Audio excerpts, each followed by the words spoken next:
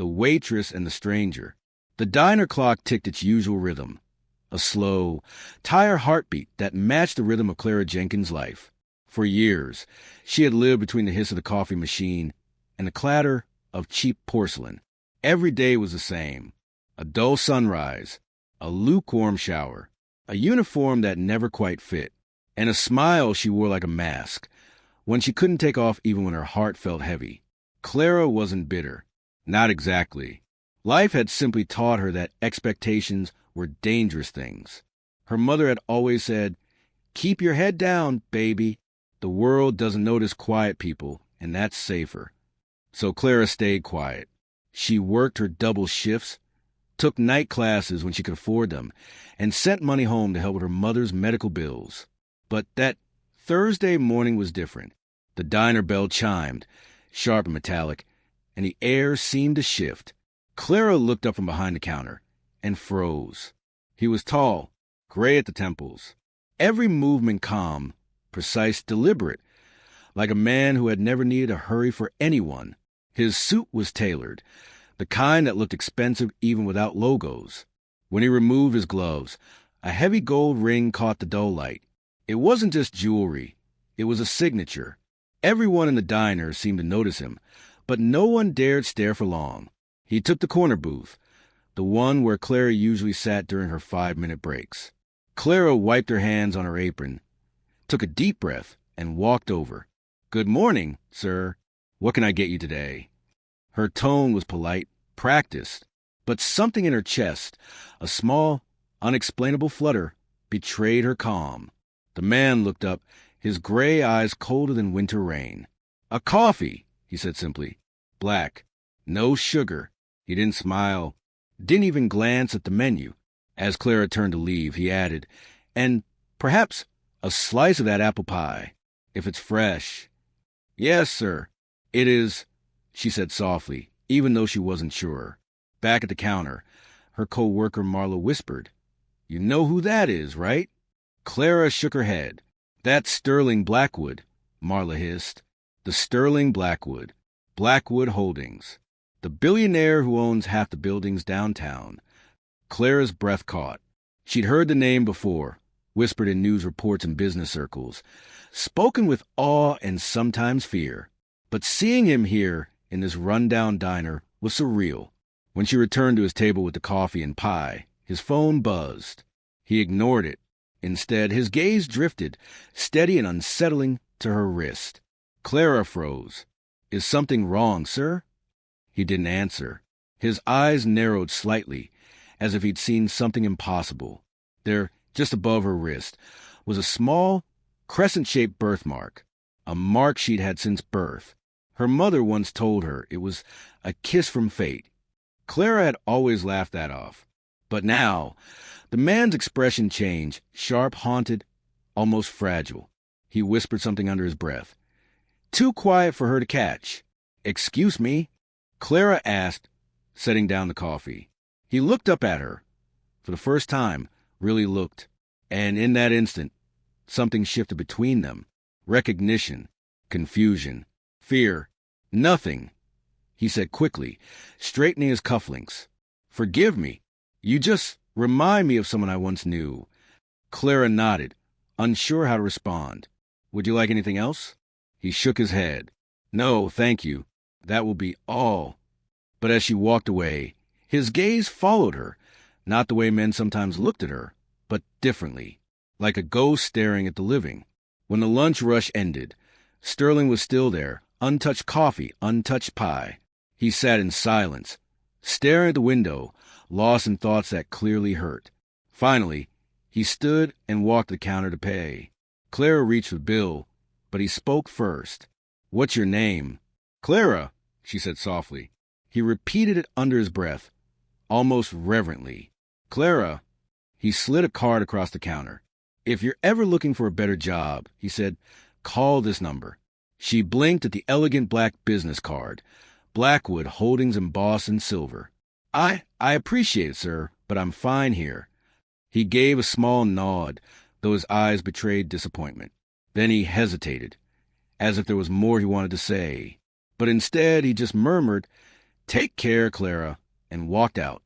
The bell above the door chimed again. And just like that, he was gone. That night, Clara couldn't sleep. She kept thinking about those gray eyes, that sudden flicker of shock when he saw her wrist, and the strange ache in her chest when he'd said her name, like it belonged to someone else. She told herself it was nothing, just a rich man with too many ghosts.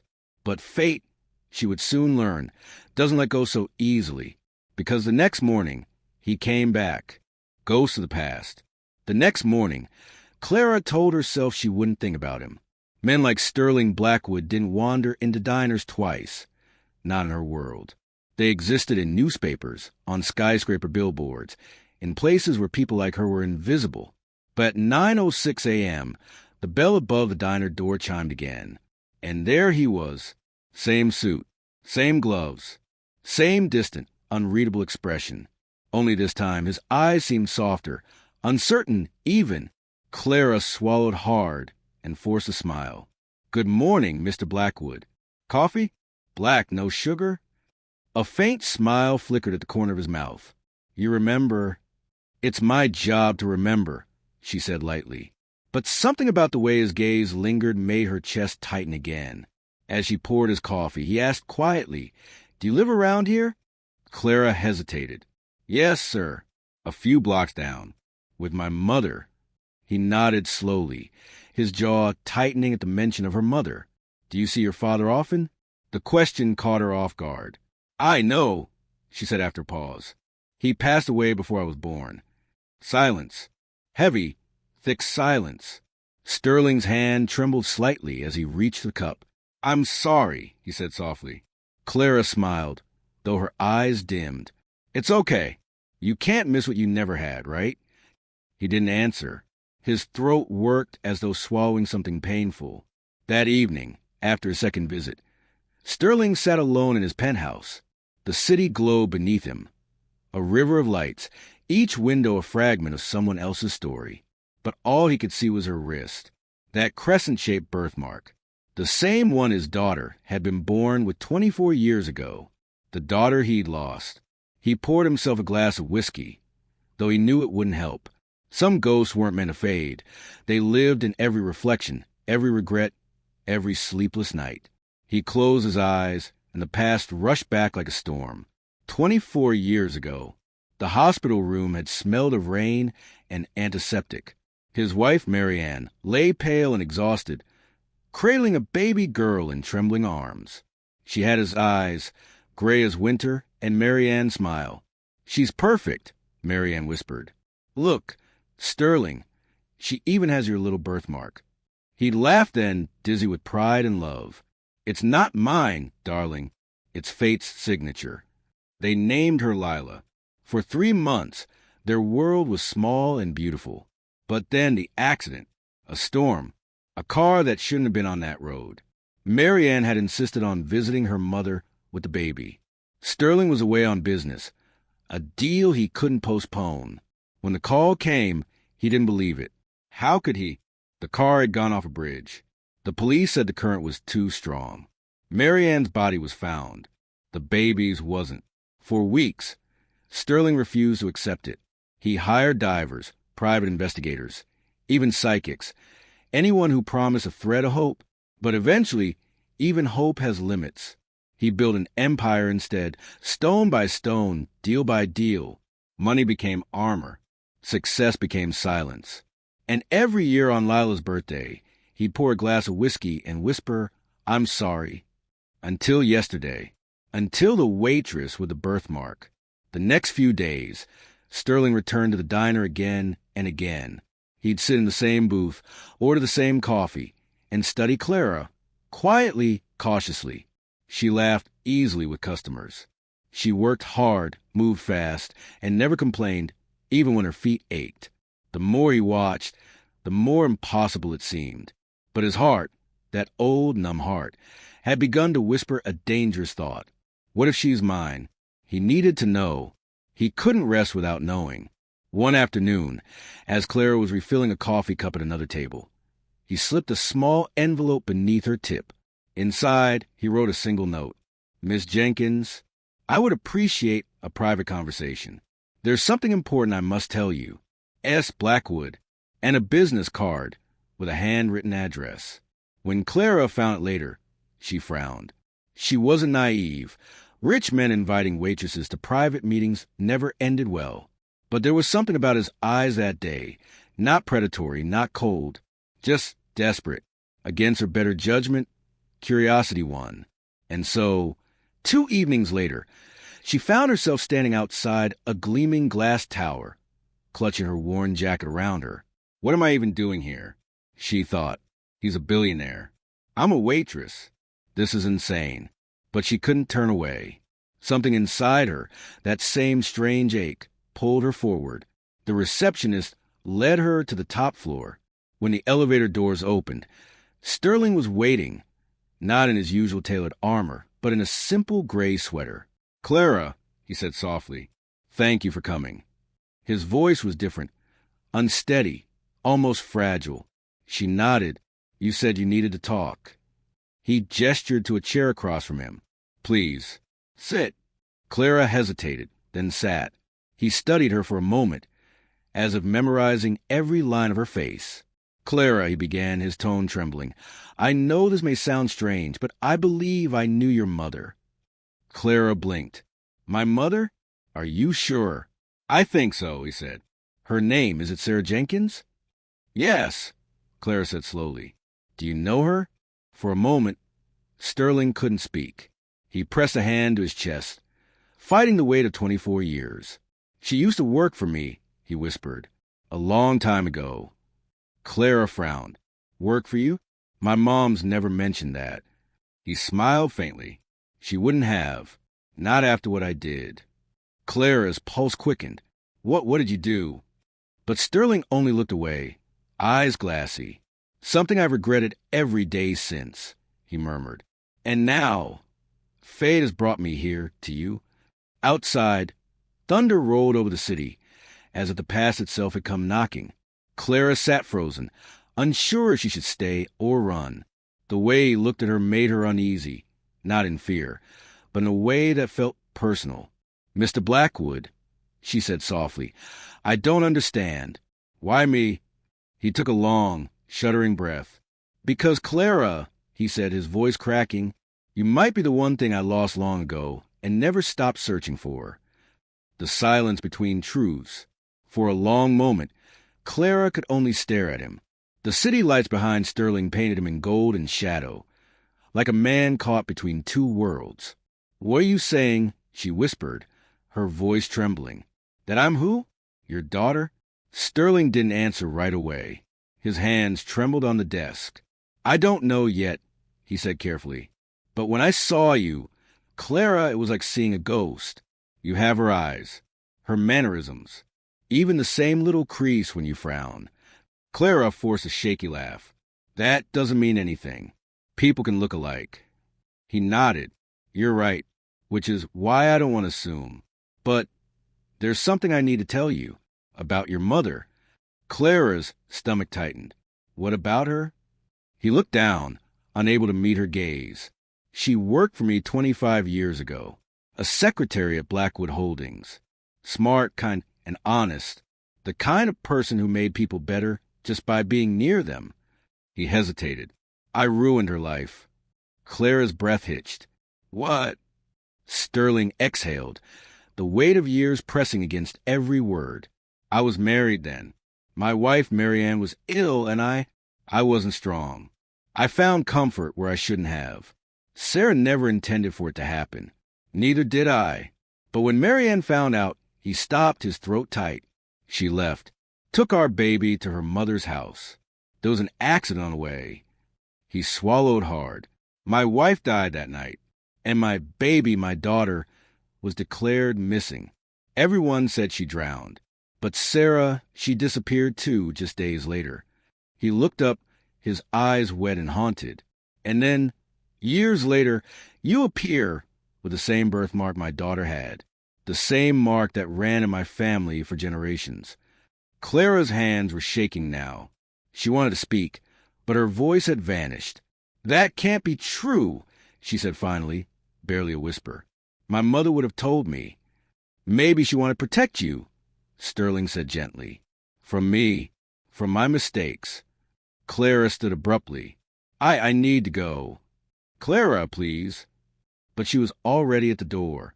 Stop trying to rewrite my life, Mr. Blackwood, she said, her eyes blazing. My mother's all I have, and I won't let you take that away from me. She left before he could answer. The sound of the elevator closing like the slam of a coffin lid. That night, rain poured over the city. Clara sat on the small couch in her apartment, staring at her mother's old photo albums. Clara Jenkins was a quiet woman, strong but guarded. She had never spoken much about the past. Whenever Clara asked about her father, her mother would simply say, "He wasn't ready to be a dad." But as she flipped through the photos now, Clara saw something she'd never noticed before. In one of the faded pictures taken when her mother was younger, Sarah stood in front of a sleek office building. The sign behind her read Blackwood Holdings. Her mother's smile in that photo was strained. And there, tucked behind the photo, was an old envelope, yellowed, torn at the edges. Clara hesitated, then pulled it out. The handwriting on the front was neat, deliberate, and painfully familiar. Sterling Blackwood. Her heart raced as she unfolded the letter. Sarah, if you're reading this, it means you've made your choice. I don't blame you for leaving. You were right. I've destroyed too much already. But please, if there's any mercy left in your heart, let me know that she's safe. Even if she never knows who I am, just knowing she's alive will be enough. S. Clara's breath caught. The letter was dated 24 years ago, just months before she was born. She dropped the letter to the floor, her mind spinning. What if he's telling the truth? Her mother had always refused to talk about the man who left her pregnant and alone. But if that man wasn't a cruel stranger, if it was him, then everything Clara believed about her life was built on silence. The next morning, she couldn't face the diner. She called in sick and went straight to the hospital, where her mother was undergoing dialysis. The hospital room was small, pale blue, and smelled faintly of antiseptic. Her mother, Sarah, sat propped up in bed, knitting quietly. Clara, she said, surprised. You're here early. Everything okay? Clara didn't answer. She just sat beside her, clutching the old letter in trembling hands. Mom, she whispered. Who was Sterling Blackwood? Sarah froze. The color drained from her face. Where did you hear that name? Clara's eyes filled with tears.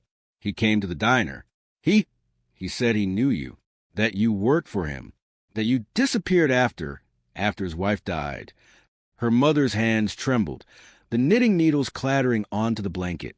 Clara, listen to me, she said, voice breaking. Whatever that man told you, it's true, isn't it? Clara cried. You didn't know him. You worked for him. And she couldn't finish.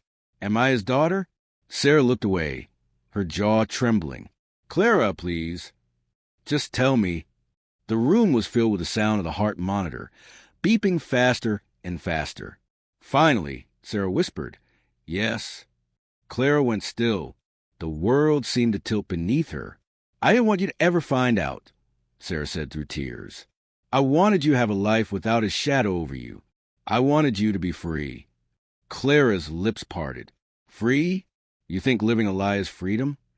I did what I had to, Sarah said, her voice shaking. He was a broken man. Clara, dangerous in his grief. He lost everything and thought money could buy it back. I didn't want you to be a part of that, but I had a right to know. Clara cried, tears streaming down her face. A right to know who I am. Sarah's eyes softened, but her voice was barely a whisper. You're not what he made you, Clara. You're what you become. You're mine. The words struck deep, sharp, aching real. Clara stood there for a long time, torn between fury and love, between truth and the comfort of lies. Finally, she turned and walked out of the hospital room. That night, Sterling sat in his office again, staring at an old photograph of Marianne and baby Lila. The city outside was silent, the kind of silence that only the guilty can hear. When his phone buzzed, he almost ignored it. But when he saw the name, Clara Jenkins, his heart stopped. He answered quickly. Clara? Her voice was trembling. You were right. My mother, she admitted it. Sterling gripped the edge of the desk. Then it's true. Yes. A pause. You're my father. Tears filled his eyes. Clara, Don't, she said sharply. Don't say you're sorry. You've had 24 years to be sorry. He swallowed. I deserve that. But please, can we meet? Just once more. There's something I need to give you. She hesitated. Why should I? Because it's the only thing I kept from the night I lost everything. That night, Clara sat in silence, staring at her reflection. She didn't know if she was ready. But something in her heart, that same small, aching whisper, said she needed to know what he kept all these years. And so she agreed to meet him. Neither of them knew that the night ahead would change everything and reopen wounds too deep to ever fully heal. The truth that shattered everything. The rain poured that night like it had been waiting for years. Thunder echoed over the city, each rumble carrying the sound of something breaking. Something old and buried. Clara stood by her apartment window, Sterling's words from earlier still echoing in her head. There are things you don't know about your mother, about your father. Her hands trembled as she held the old locket her mother had given her before she died, a small golden oval with a faded photo inside. One half showed her mother, young and beautiful. The other side was empty. The picture had been torn out long ago, and now Clara understood why. Her phone buzzed. A message from Sterling. I owe you the truth. Meet me tonight, Blackwood Estate. She hesitated. Every instinct screamed to delete the message, to walk away. But she couldn't. Not anymore. The Blackwood Estate loomed like a ghost from another century, tall, dark, and wrapped in fog. When Clara stepped out of the taxi, her knees nearly buckled. The iron gates opened slowly, as if they, too, recognized her. Sterling was waiting by the grand entrance. He looked older, not in years, but in weight. The weight of secrets, guilt, and time. Thank you for coming, he said quietly. Clara folded her arms. You said you had the truth. I'm here. Say it. He nodded, his expression grave. Come inside. Please. The mansion smelled of polished wood and loneliness. Old portraits stared down from the walls. Stern men in suits, women in pearls. And in the middle of them all, a single empty space, a missing frame. Sterling led her into a study lined with books and dim lamps. On his desk lay an old photograph, yellowed at the edges. He handed it to her with shaking hands. Clara looked down and felt her breath leave her body. It was her mother, smiling, younger, and next to her, Sterling Blackwood. Her voice broke. This isn't possible. It is, he whispered. Your mother's name was Evelyn Parker. I met her 30 years ago. She worked as an assistant at one of my companies. He stopped, pain flickering through his eyes. We fell in love. Clara's eyes filled with tears. You're saying, yes. His voice cracked. I'm your father. The room went still. For a moment, Clara couldn't breathe. The sound of the rain outside seemed to fade, replaced by the pounding of her heart. She shook her head, stepping back. No, that can't be true. My mother said my father died before I was born. Sterling's eyes softened, full of sorrow. She told you that to protect you, because I made a terrible mistake. He walked to the window, his reflection trembling in the glass. I wasn't brave enough to choose her. My family, my company, they made it clear she wasn't our kind of people. I let them control me. I turned my back on her. On you. He turned to face her. When she found out she was pregnant, she left. I searched for her, Clara, for years, but she disappeared. By the time I found her again, it was too late. Tears burned down Clara's cheeks. So you knew. All this time, you knew and you didn't. I didn't know you were alive until the day I saw you at the diner, he interrupted, his voice shaking. That birthmark on your wrist, your mother had the same one. I saw it and I knew. Clara backed away, her voice trembling with rage and heartbreak. So you just show up, eat some pie, and decide to fix 24 years of abandonment Sterling took a step toward her, desperate. "Clara, please." "Don't," she snapped, her voice raw. "You don't get to say my name like that." The silence between them was suffocating. He sank into the old leather chair, his hands trembling. "I don't expect forgiveness. I just wanted you to know the truth before it's too late." "What do you mean?" she asked cautiously. He hesitated. "The doctors found something aggressive. It's spreading fast. I don't have much time." The word struck like lightning. For a moment, Clara wanted to hate him, wanted to let him suffer the way her mother had suffered. But instead, all she felt was an ache so deep it left her shaking. She turned away, tears streaming silently. "You think that makes us easier?" "No," he whispered, "but it makes it honest." They sat in silence, the kind that fills every corner of a room and steals your breath. Finally, Sterling spoke again, his voice fragile. "I've spent my life building empires, owning everything except peace. And now, the only thing I want is a moment with my daughter, even if she hates me." Clara's eyes closed. Every part of her wanted to scream, to walk out that door and never look back. But her mother's voice echoed in her head. "Forgiveness doesn't heal the past, but it heals the heart." Slowly, she turned to face him. Her voice was soft but steady. "I don't know if I can forgive you, but I'll listen." He smiled faintly, the first real smile she'd ever seen from him. "That's more than I deserve." He told her everything that night. About Evelyn, the nights they'd spent dreaming of a small house by the sea, the letter he wrote and never sent, the guilt that haunted him through every success. When he finished, Clara sat quietly, her fingers tracing the edges of the old photo. "My mother never stopped loving you," she whispered.